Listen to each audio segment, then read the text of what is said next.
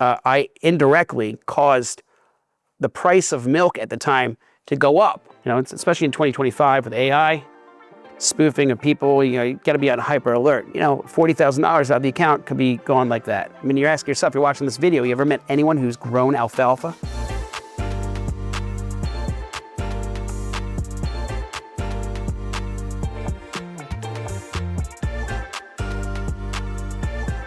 In 2012, I was approached by the SBA to help Dr. Xu, this Chinese national who was in Philadelphia, looking to find people that can help him source American alfalfa to ship to Asia. Now, around that same time, the Chinese government bought, I don't know how many thousands of dairy cattle from Canada. There was some type of thing, I think it might have been because of mad cow disease, but there was some type of issue with buying American cattle, but they bought Canadian cattle, shipped them to China, and started feeding them alfalfa, which is what cattle eat, sourced and grown in Asia.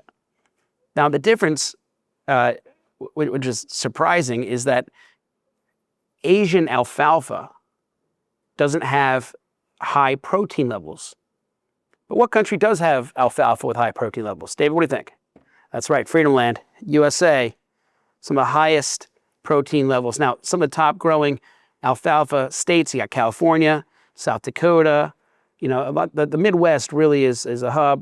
You got Kansas. These are good areas that have good growth of alfalfa in 2012. Now, also at that time, there's been a lot of investment into land to help, grow more alfalfa, getting that protein across the planet. As the middle class rises, the demand for protein rises. Now, by the time specifically, the Chinese now had to feed their dairy cows alfalfa with high protein so they can get that output of milk. That's better quality, high dairy fat milk. The alfalfa, the cows in Canada, the cows from Canada were only eating alfalfa from China, and they just were not getting that high protein count that they needed.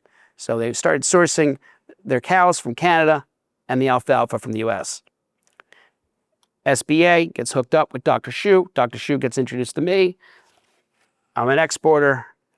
Peter, can you help Dr. Xu find some alfalfa? This one undertaking, unbeknownst to me, would end up being an incredible fool's errand. I can get alfalfa. I grew up on a farm. I can find alfalfa. This isn't rocket science. Let's go find some farmers who got alfalfa. So I picked up the phone. Now, surprisingly, in 2012, there's not like thousands and thousands of alfalfa farmers across the country, right? Makes sense.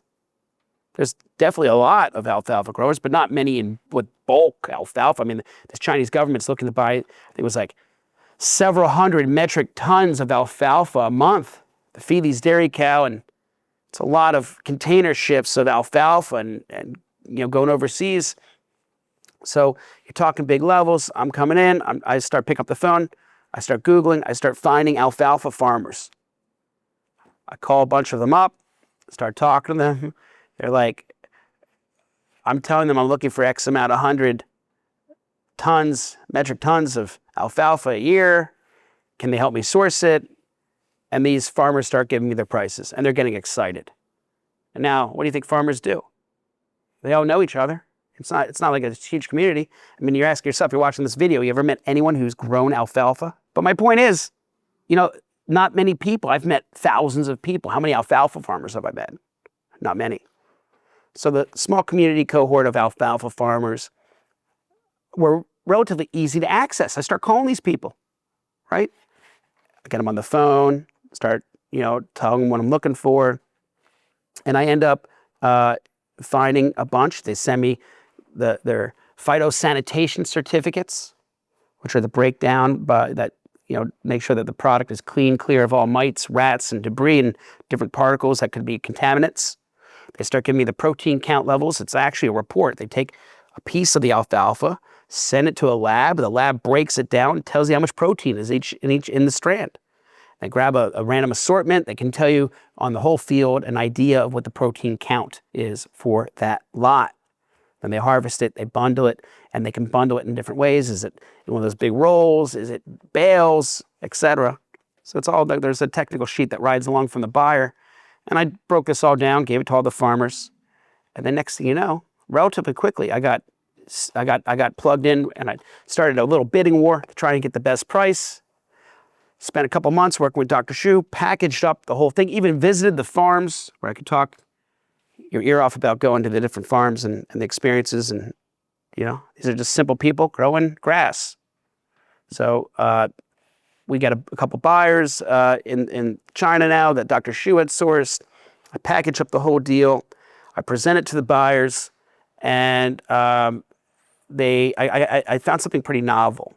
I found out that, you know, when you're driving down the road and you got those trucks that ride alongside that say oversized vehicle or heavy load, and they got the flags, those flag vehicles.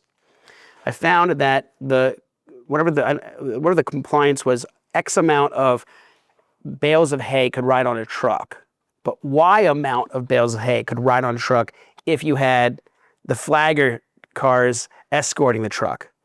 So I was able to decrease the cost of going from the farms to the containers by the port by, like, I don't know, a significant portion, to the point where I was able to undercut the market by about $10 per metric ton at the time, which was a lot of money. If you add up, you're doing, you know, hundreds of metric tons a month.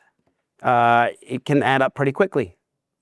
So I by using these flag trucks, I was able to ship more in less trips, and I broke down the costs, and I was able to save money, and I could undercut the market. I put this whole proposal together. I got all the farmers buying. I submitted the proposal to Dr. Shu, who submitted it to the buyers in China, and I'm just waiting. I got the best price in town. They got to go with me. And Dave, what do you think happened? You think they went with me? You think they did? I just told you earlier, this was like a fool's errand. Oh, yeah, I understand. All right. They didn't go with me, but they used me. They used my package, my proposal, the whole idea, and they just submitted it to one of their current suppliers that they were already working with and said, hey, we're going to go with this guy unless you give us a better price. And their current supplier saved them like $2 or $3 per ton, which was great. They ended up saving a lot of money. They didn't have to reinvent the wheel. They didn't have to change anything. I did all these months of hard work and packaged it up and come up with novel solutions, and they just used me to get a better price.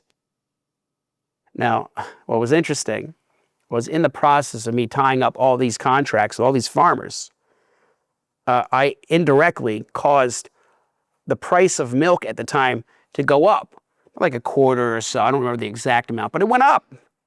Because what happened? The farmer down the street with the dairy cattle picked up the phone and was like, hey, Jimbo, I need another order of alfalfa. Can you deliver it? And Jimbo was like, sorry, Tom, I can't deliver it. I got a deal lined up right now, and you got to go somewhere else, or you got to pay me more. And then Jim was like, well, I've been buying from you for all these years. Or, excuse me, Tom was like, yo, I've been buying from you for all these years. And Jimbo was like, sorry, this is new business from overseas. And so now, you know, you can imagine how the price of the feed, his dairy cattle, goes up. They pass that down to the end consumer. And it was, to my amazement, seeing one day that the price of milk's going up because the cost of feed's going up, because the cost of alfalfa is going up because of overseas demand. Now, even if the deal didn't even go through, it created a jump in influx in the market, which is pretty interesting. If you enjoyed this podcast, check us out on YouTube, LinkedIn, or subscribe on Spotify or Apple. Like, comment, subscribe, and always go global here at Grovara.